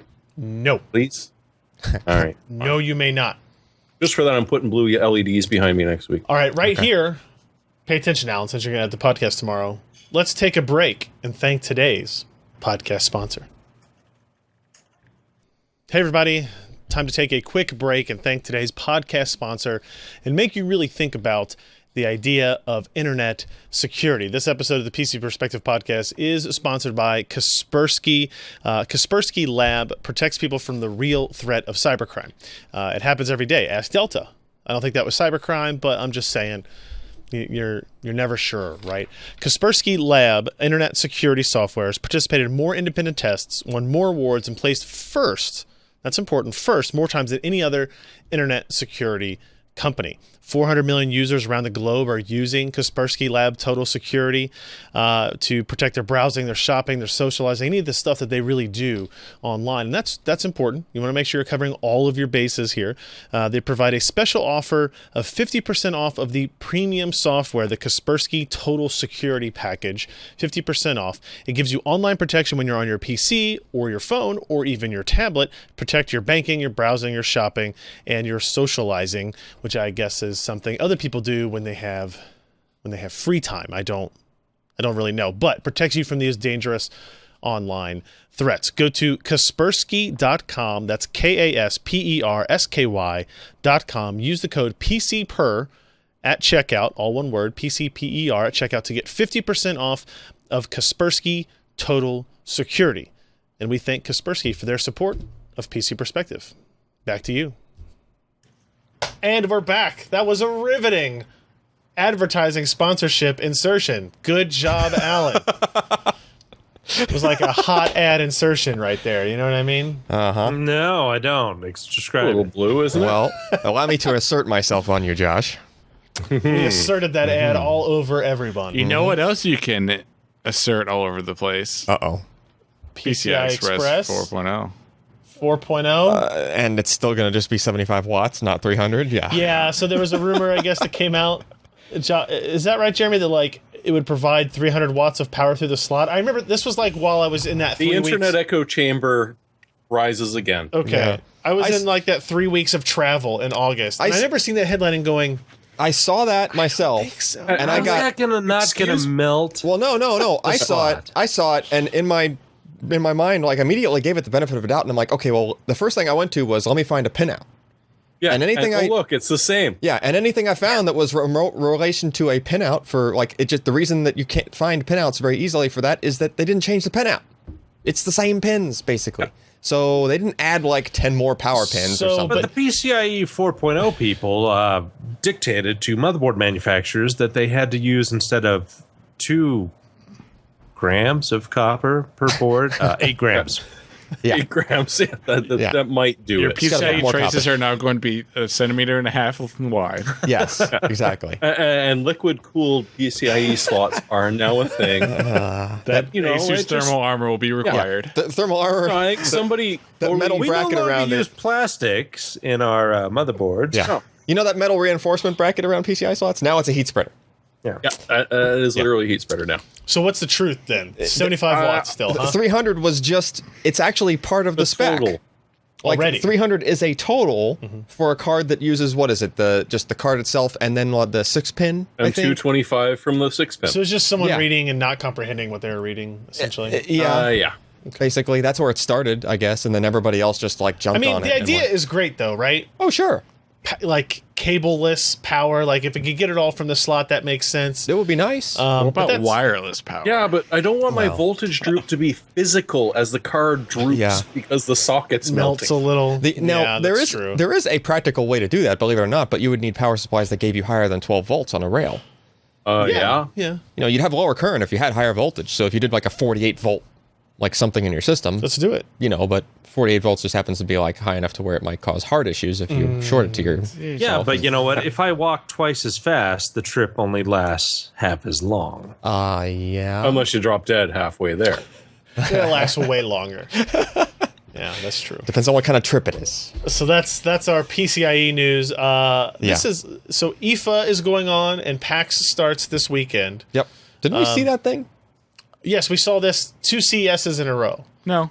Didn't we see it? Just the last one. Just the last But one. I thought just we this saw year. it- Nope. No, I saw it at. Oh, you might have saw it at something else. I saw it in MWC Barcelona or something in February. The second time. Yeah, okay. okay. I know I had seen it in 2 different instances. So this is the Lenovo Yoga Book, and it's the pictures. It's kind of hard. It's for the graphic artist on the run. It's a Microsoft Courier device. It is literally like the pictures almost don't do it justice. It is an incredibly thin device. Yeah. Yeah, we've seen it in person. Incredibly light device that doesn't have a keyboard and instead has a yoga. Obviously, as the name implies, it's a yoga, so it's a clamshell that can flip over, be a tablet. It can tent mode, stand mode, whatever you want to call it. But instead of having a keyboard on one side, it has another surface. It's not a touchpad necessarily. It's not I don't even know what they call it. Let's see. The lower section is a hybrid design combining Lenovo's Halo keyboard, virtual keyboard, with a surface called Create Pad, allowing the lower half to be used for pen writing with handwriting recognition. And doesn't it have like the backlight that when you activate the keyboard, Yes. backlight shows up and you can then see the keyboard? Yeah. So when you put it in keyboard mode, it looks like a keyboard. Yeah. It's like Tron. And it has like a haptic feedback to it, but it's not a keyboard. I still feel like it's not enough. It's like... Yes, but this thing was so thin, and to have sure. even any form of tactile-ish feedback. I'm with you, and I think it's awesome and elegant kind of a thing. I just don't think it's practical if you're actually going to use it a lot as a keyboard. I would agree with that. I don't think you would want to write books or articles on this necessarily. But if you're needed Or if you do, you'd handwrite them. But I feel the same way about iPads in general, and even like the keyboards that you have, right? For that. Like, This thing? It's okay if At I'm least going to it's write keys. some emails. Yes, it's probably better than that. Yeah. But it's like okay if you're going to write a couple of emails in a pinch, Yep. but you would still rather have a laptop. Yeah, You would still rather have other like a full keyboard, Right. like a more normal Now, one, what yeah. you could do with this is that 2 things. One is, so like this shows one use of it, and this kind of makes my mind hurt a little bit. So you draw on the side on the right, but it shows up on the left. Well, like, so it's a tablet, like It's what's the name of that like tablet? the Wacom. Yeah, it's like a Wacom tablet. Okay. Built in. You're right. Actually, okay. wait, they were telling us it had the Wacom technology in it. Okay. Yeah, it does. It's got the 48 or 2048 pressure sensitive and 1,000 degree sensitivity. Okay, you're right. I forgot. sorry. I forgot. Yeah. To me, the idea of drawing on a blank and having it show up somewhere else seems impossible to me. Like for me to be able to accurately do that. But I mean, I think you're right. Like digital Josh and I artists do this draw a blank all the time. But the other screen is touch. You could, right? Like, I think you could draw on that too. Yeah, but you just get much more accuracy artist-wise if you're using the Wacom, which can't really have... I guess you could do it on both. They don't show any instances of you doing it on... I'm pretty sure it's the same thing. We assume the side on the left is a touchscreen, right? So, and that's how the keyboard works. Oh, is no, the keyboard is on the right-hand side. Yeah, in I this thought case. the keyboard was on the right. Right, the guy where it is a touchscreen. It is. It's an Android tablet. Yeah, so it has to be on the Android version. And there's then an Android and a Windows version of now, this. the one that they showed us, the keyboard was the only thing that could light up on that side, or it could turn off, and you can use it as a blank slate. I think this that's still works. the case. Well, no, because they're showing that like. No, that's a paper. physical piece of paper. Okay. On the right hand side. So if you want to draw on paper, advertising moving a long time. Lenovo. What's that? What? Oh, because some of the times when they showed the picture like that, they weren't showing it with anyone writing. They were just showing the picture of piece of paper beside it. Yeah. Oh, look, it's dual monitor. Oh, yeah. Looked like. Yeah, so the idea is like if you want to put a piece of paper and either draw on it or write on it, it will transfer it. Yeah, it'll just to the read other it. side. It will read it as if your input on it, right? So like then you could, if you like to take physical notes, but you also want a digital copy, you could do it that way. Sure. If you like to take physical notes and would have to carry around a bunch of loose leaf pieces of paper to swap out. Yeah, it's not I mean, it's not great. This is pretty close to like kind of like the futuristic look of a thing that would just have two screens on a thing that folds. Yep. Right. I agree. It's almost there. It's almost Microsoft Courier. Almost. It's almost there, right? Almost. It's fairly inexpensive. The Yoga Book for Android is $4.99, and with Windows it's $5.49, starting in October. I mean, think about how much it would be if it was two screens. It'd be 1,000 plus easy. Yeah. They're both Atom X5 powered, quad core, 4 gigs of memory, 64 gigs of onboard storage with a micro SD card for expansion. I really want to try this out just to see if it has any useful function for somebody like me. Well, I'm not an artist. You actually but you do a lot of note style thing. I do, but I would have to have the paper. Just keep writing over top of your notes. Yeah, it depends on it. So I guess one thing would be like one of the features of the Wacom is that when your pen is over the screen but not touching it, you see a cursor on the left hand side. Yeah, but from how far of a distance out is that? If it's a far enough distance out where I get a good idea, like as I'm putting my hand down, it's like a half an inch or something. It's pretty high. Okay, like you just hover over. A little bit of practice, you'll know where it goes, Ryan. That's confidence. I just need confidence. So this is pretty cool. This is one of the things that Lenovo introduced at IFA. Something else that is being announced. I don't know if this was at IFA or if this is. It was at IFA. Yeah. You guys like gaming laptops? No. Great. You guys this like one? Oh wow. Jeremy, would you like a 21-inch gaming laptop? How much does it weigh? It's 8 kilos, I believe was the stack I saw. Guys, this laptop has a curved 21-inch. Oh, it sure does. It's like the thing Messiah's been hawking. It's like the first one. But that's only 18 ever. inches. It may well be the last one ever. Is it? Well, okay, so the display has to have like a. It has a curve to it. Like a clamshell kind of ish thing to it. When it's closed, there's a gap. Yep. Between the monitor and the right. But I mean the shell of the screen, like the physical housing, like it's thicker on the outside. Has to kind of like have a bow to it in the back of it. Yeah, it's a mechanical keyboard for when your laptop isn't thick enough. Let's make the screen curved. It's a 2560 by 1080 21-inch curved display that has the Tobii eye tracking technology built into it. It's going to use Kaby Lake processors, so this won't be out until January of next year, probably. Dual desktop 1080s. Dual 1080s. A Cherry MX keyboard. What's the resolution on that screen? 2560 by 1080. 2560 by 1080. Holy crap, with dual 1080s? Mm-hmm. Yep. Wow. And a lot of output options. And yeah, don't put that on your legs because it gonna burn you. It's got 5 fans. Well, yeah. I think it's still going to burn you. And this gonna be. Oh, wait, is it G-Sync? This numpad. I don't know the answer to that. It better be G-Sync, otherwise it's gonna just tear like a mofo. Why? Because it's gonna be super high refresh rate and like out of Two the GPUs GPUs will be able to handle 25 by 10. but it's gonna tear. If you're gaming, you're They gonna don't have say what V-Sync the off. refresh rate is on it. I Yeah, don't throw think. VSync on it. It might even be a high res. I don't think it's G-Sync or we would have heard. This, I kind of agree with that sentiment. The as I zoom in here, the touchpad here Yeah. flips over, and it's What? it's a numpad that flips over, and there's a touchpad underneath. Oh, it just like Yeah, we You know can it. get one or the Well, that's other. cool. So I mean, if you that want thing. overkill, this Good is Lord. the definition of overkill. Yeah, that's definitely It is overkill. impressive for that. On the other hand, I'm just It's hard to not be impressed. I mean, it's really not that far from wait. the MSI one. It's got a little bit bigger of a screen, probably the same form factor-ish, but the curve helps them get a larger screen into it. This, by Yes. the way, is And the it doesn't have the water cooling sphincter, so I mean, it True. isn't that ridiculous. But Acer Yeah. Predator 21X, by the way, is the name of this product. I like it. That is crazy. So there's that. Before we get to our next story, looks like we got another Patreon in here that says, "I want to be on top for more than 2 seconds." Right, Josh? Wink, wink. Edited their pledge from 101 to 110. ooh, You know, I'm lazy, so sure. Thank you very much. I want to be on top for more than 2 seconds. right. We appreciate it. So now we've got a 110 and a 109.99. Friendly competition going I like on. it. Thank you very much, guys. Speaking of displays that are curved And have eye tracking. and have eye tracking and are from Acer. and are from Acer, Uh-huh. how about a trio of G-Sync gaming monitors with eye tracking tech? From 24 to 27 inches, refresh rates up to 240 hertz with that Tobii eye Oh, tracking. we're talking. 240? Yes, 240 on a 1080p. Oh, okay.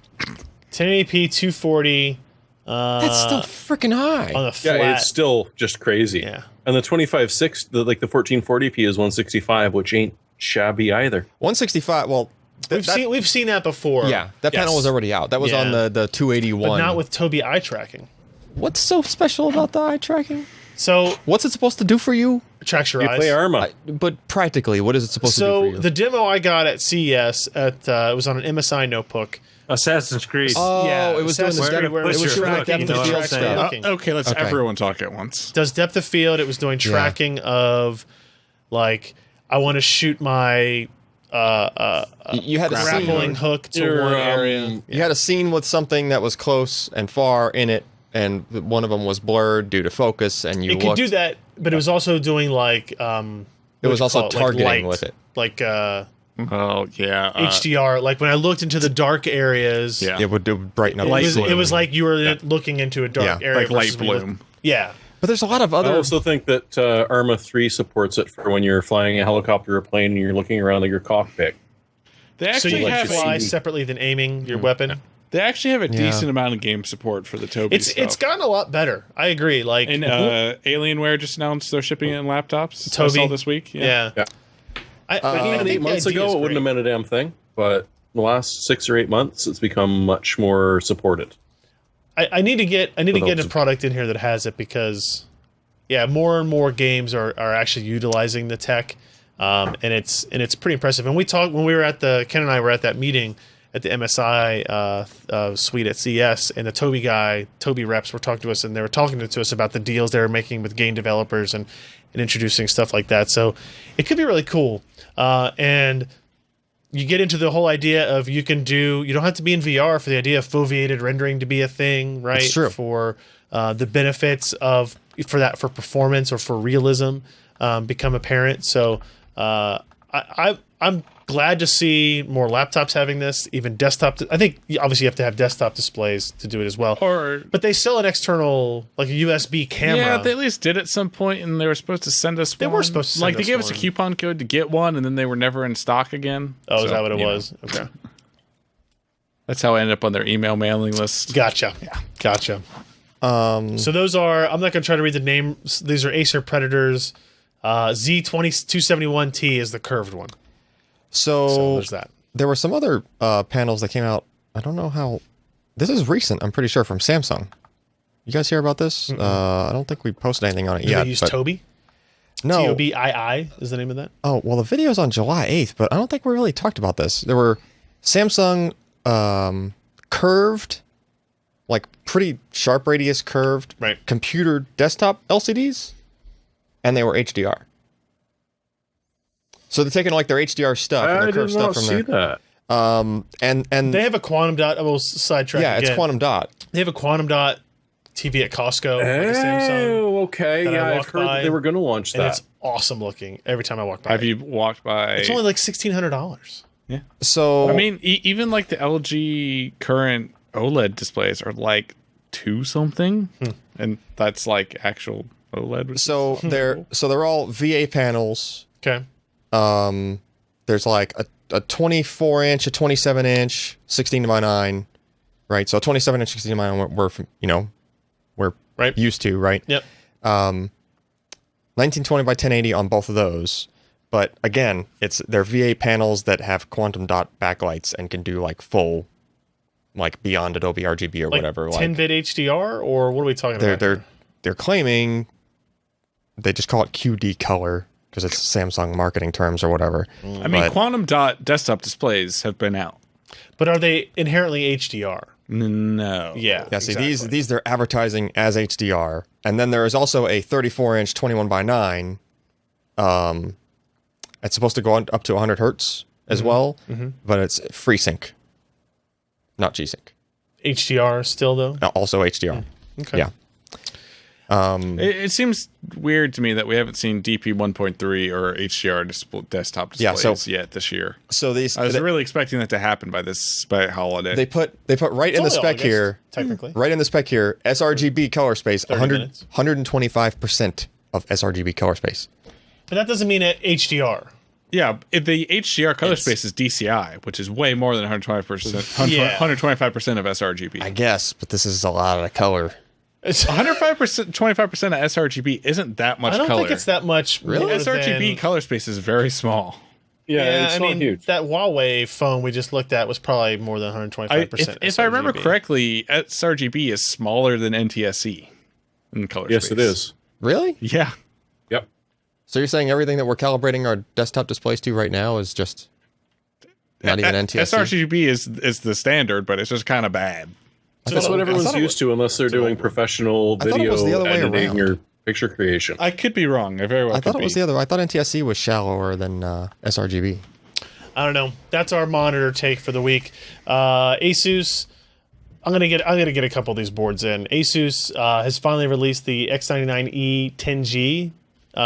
Did they actually release this before with the add-in card? Yes, they did. Yes, it wasn't just but not built in. Now they're built in. Now there are that makes way more sense. Intel X550 powered 10 gigabit Ethernet ports on board. 2 of them.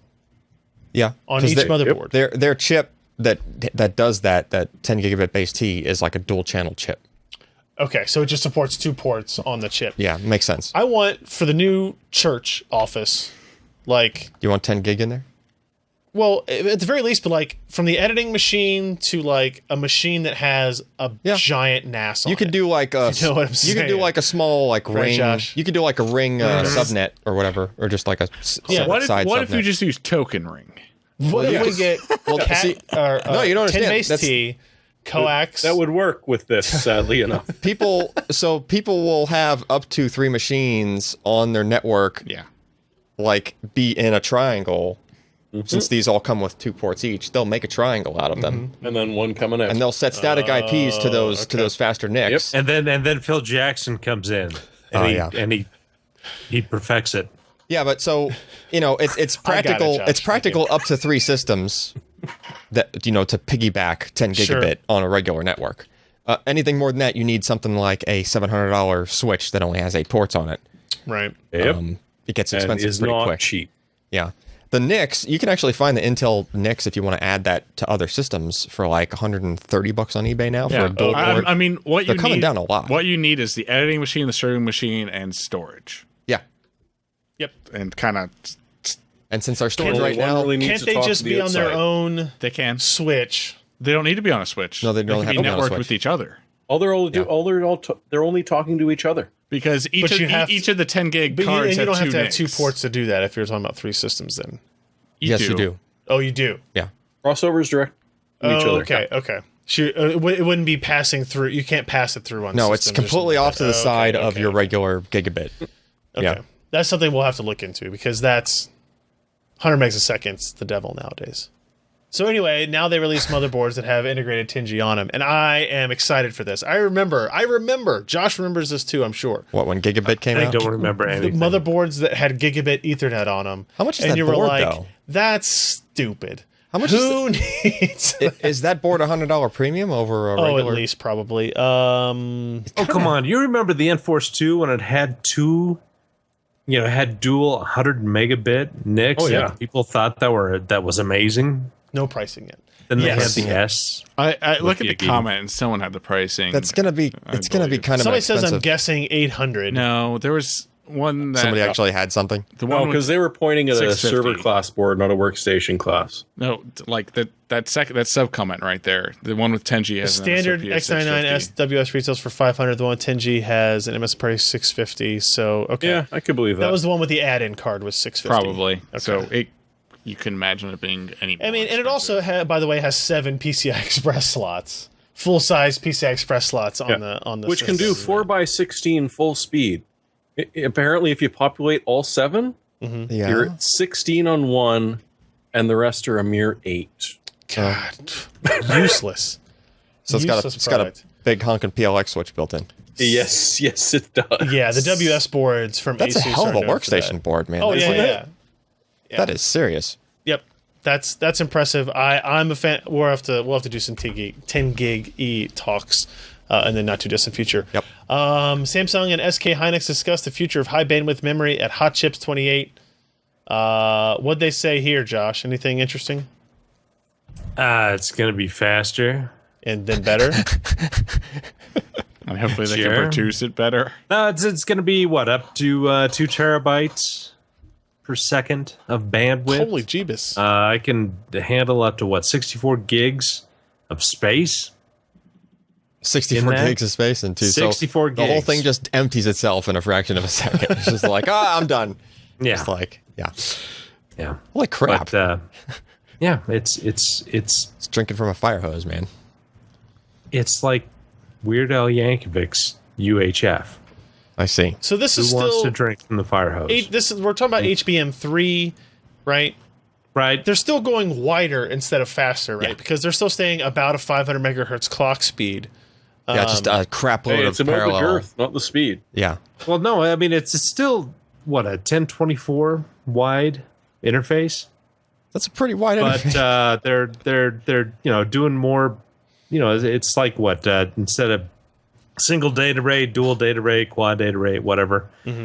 They're increasing that, so you've got lower clocks. You've still got the same width, but they're packing more data, packing more bits in there. How long until we see this on CPUs instead of just GPUs? Like 2020. Sweet. That's like only 3.5 years from now. That's kind of effed up to think.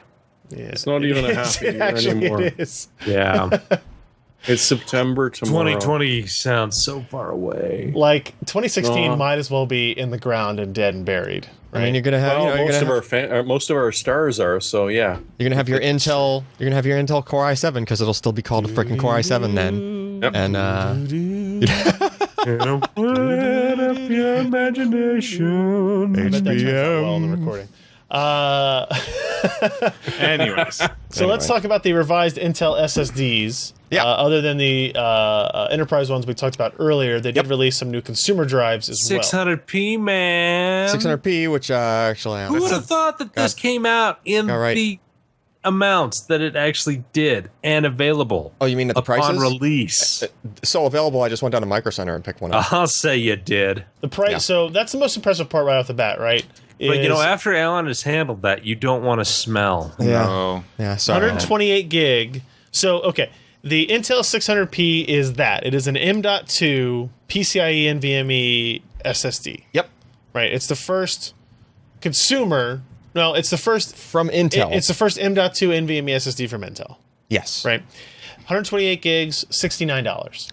Yep. 256, $104. Yep. That does not suck. I mean, if you think 512, $100, it's like it's like going downwards of 35 cents a gig.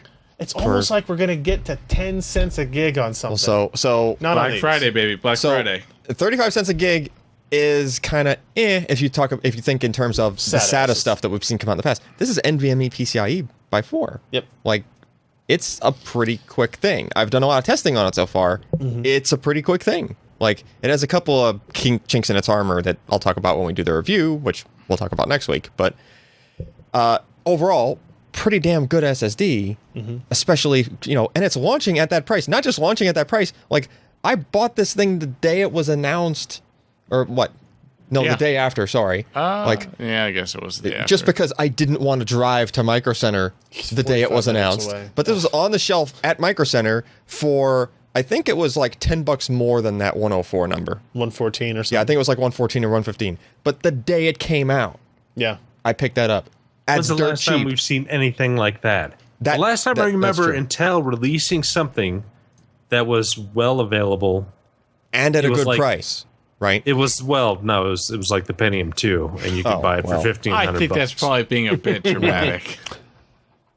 1 terabyte for $359 when it's available. It's like a month. The one terabyte's not coming until like Q4 or something, but the other capacities are out. Which is like, I mean, that's obviously going to be probably the most popular thing out of all these releases. There's a bunch of other stuff. They had some embedded ones come out. There's a 6000p. Like a Pro 6000p, which is it's basically the same thing as this, but it has a bunch of like Opal, like remote wipe encryption, and it's meant for enterprise, mobile enterprise like laptops or whatever. So how would you compare this to the X25XM? I can't remember X25M. Okay, so no, I think I know where Josh is going. X25M G2 came out at the time at a very reasonable price. Yeah. Granted, it was like $3 a gig or something crazy like that or whatever back then. But all the other SSDs out at that time were like twice that amount or something like that. And they were all J Micron. And they were like J Micron and Sandforce and whatnot. But like and Intel came out back then. This was years ago, but they just kind of pulled the rug out from under everybody else as far as pricing went, and it forced everybody else to drop their prices. Right. And this is doing that same thing again. Like, this is in that realm. It's a pretty good performing NVMe part. Like, it's in some ways in our testing, it was similar to a 950 Pro. It costs half as much as a 950 Pro. Right? Not half, but it's close. It's roughly half. Ryan was looking at a bunch of different ones the other 950 Pro 256 is $187 right now. 187 versus 104. That's $80 cheaper. Yeah, but that's not half. It's close. I mean, it's 60% of the price. Yeah, it's 60% of the price. Come on. So that's going to kind of force some change, I hope, right, in the pricing.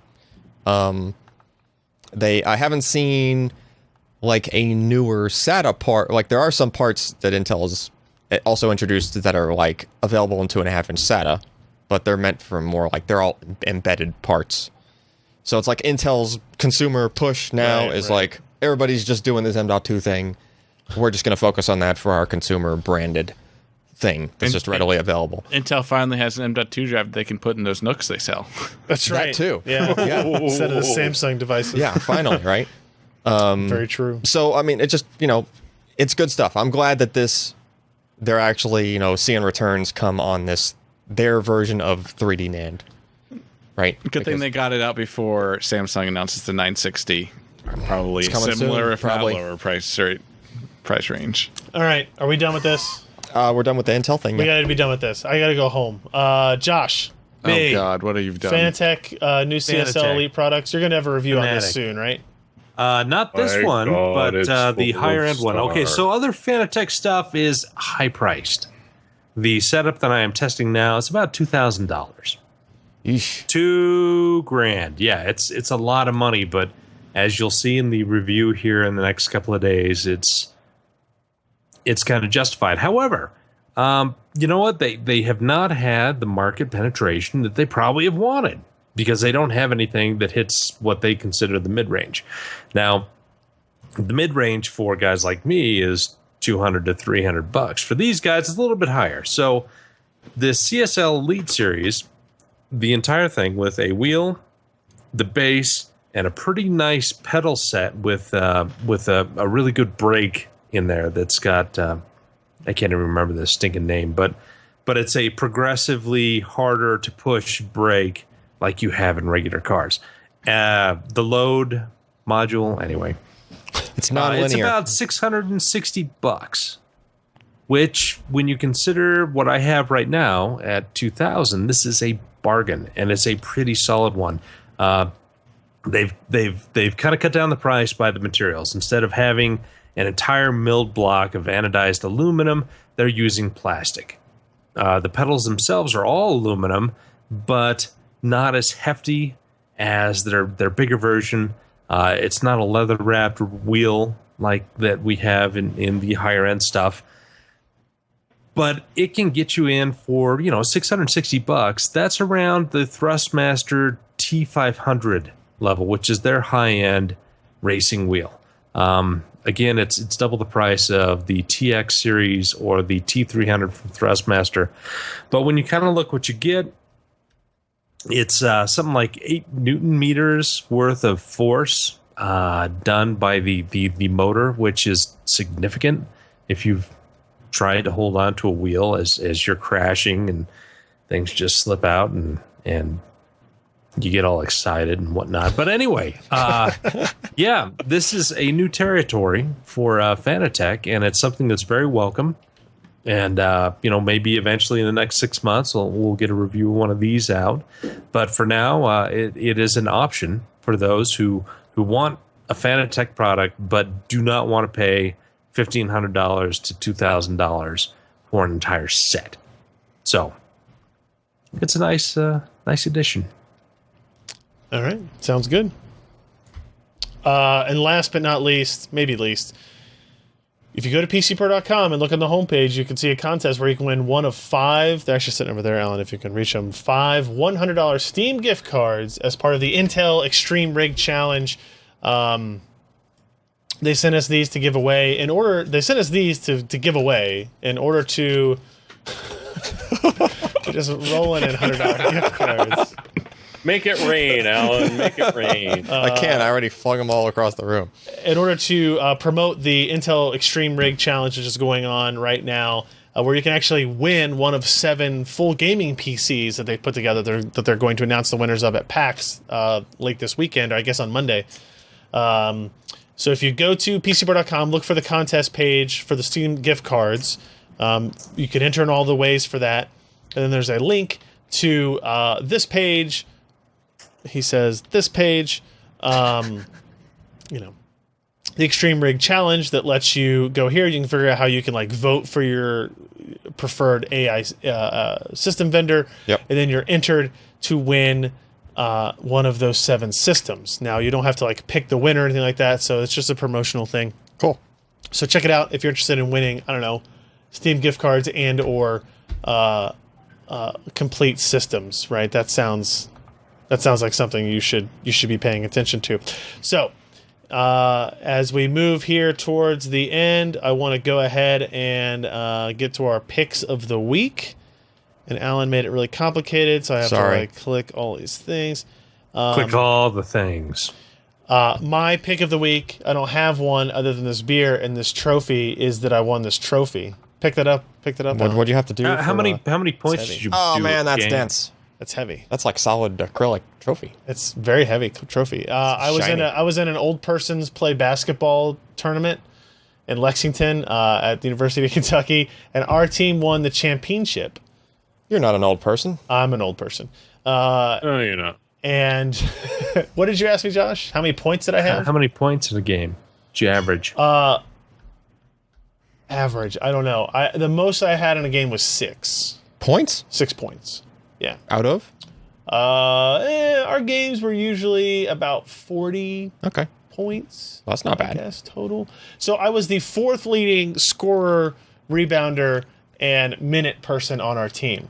And I was fourth behind. And slept in more than anyone else, too. I slept in more than anybody else on the team. Who were you behind? Fourth behind. The top two players were D2 college basketball players when they were in college. All right. Right? Not D1, but D2 basketball players in college. And then Austin Kearns, who used to play baseball for the Cincinnati Reds and the Nationals. Pretty cool guy to be playing a basketball game with. Yeah. Chris Carter of Come On Man fame was also in the tournament as well. When he missed the shot, what did he say? Yeah, not that actually. To be quite blunt, I was disappointed I never got to play against him. Our teams never met, and I was rooting for his team to win in the tournament or whatever because they were going to play us. Just so I could say I guarded him or something like that at least once. It didn't happen. But that's all I got was I spent the last weekend. All you got was that stinking trophy. No, it's not all I got. Oh. I won an $8,000 Tempur-Pedic mattress. What are you going to do with that? Don't say that on the podcast. Well, that's okay. This week's sponsor is Kaspersky, so it's fine. All right. And a pillow. Although it's the pillow. You guys can't. I don't know if they can see that logo, but that John Calipari Basketball Fantasy Experience logo is on the mattress and the pillow. So it's a little it's signature edition. Like you don't want John Calipari logos on your pillow. Well, sleep right there. Don't lie to me. I'm just amused that hey, this exercise and physical activity, and we're going to give you a bed and a pillow.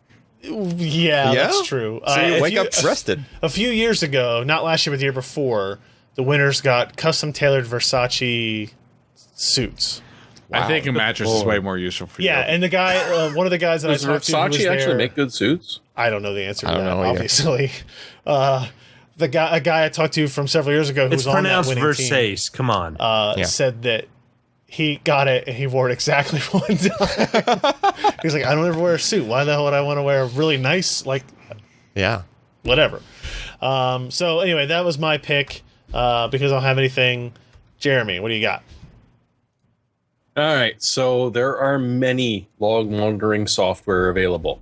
Generally, it's installed on your server because that's where you want it. When you're trying to deal with a bizarre problem on an end user's machine that doesn't make sense and you want to look at the log, well, Notepad++, there's actually a pretty damn good chance, depending on the market segment you're in, that your user is going to have Notepad++ installed on their machine.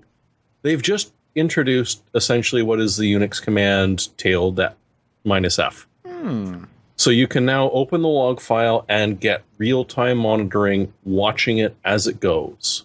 That's without cool. adding any new software to the user's machine apart from something that they are using constantly.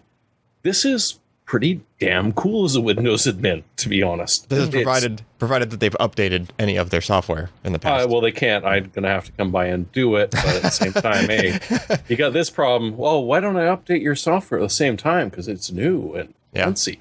Oh, well, thanks. And at the same time, I'm watching. And that's the friggin' DLL that's going nuts. That's cool. Okay. This is a brilliant update. So, and a couple of people in Slack were complaining that, well, why can't we program, or why can't we do HTML and Notepad++ anymore? Well, you can. You still can. I do. It's easy. And this is actually handy to just drop by and say, okay, well, let me watch about 2 or 3 minutes worth of log, or just leave it running. Because the other nice thing about Notepad++ is if you leave one of those tabs open, she's still going to be recording. You open it up and, oh, look, that's where everything went horrible. Why were you on that site?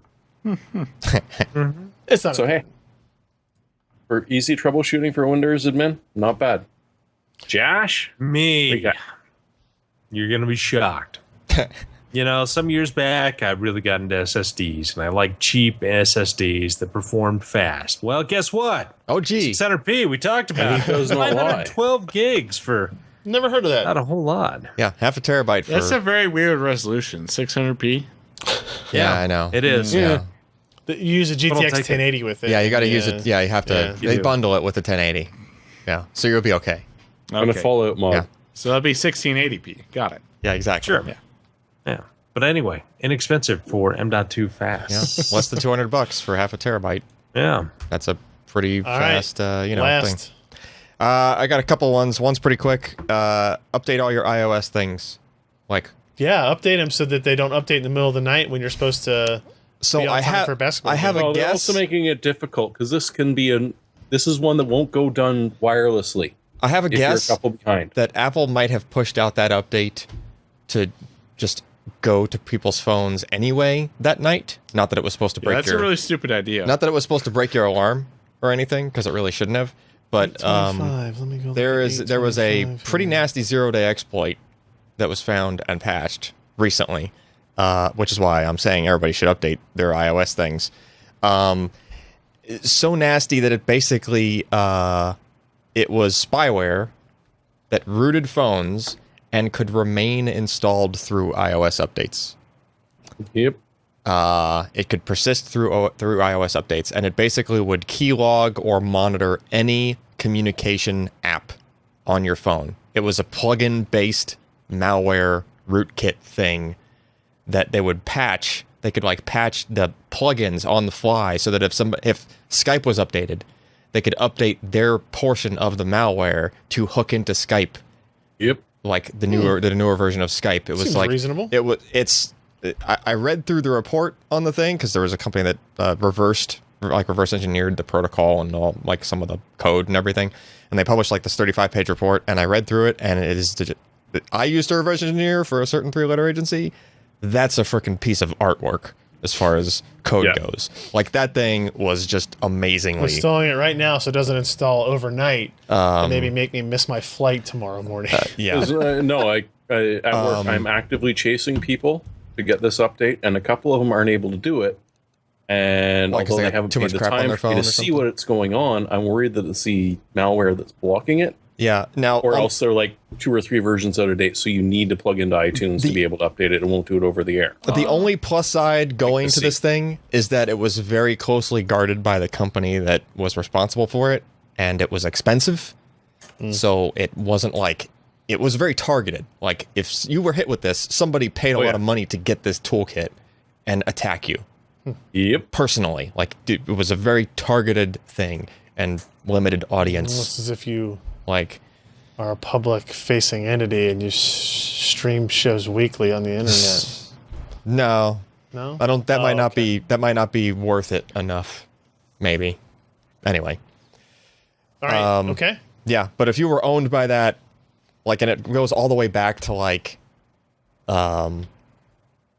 as far as devices goes, I think it was like the iPhone 4 or something. Like, Great. Okay. What's the next thing? anyway, the other thing is something that might not be known to everybody that has a Vive, and we actually need to do it the next time we fire up the VR system in here. There's a button in the settings to enable Bluetooth communication, and that by itself looks like, why would you check that box? But if you check that box, more stuff appears under it. So you have to install a Bluetooth driver, because once you check the box, like an unknown device with no driver shows up in Device Manager, right?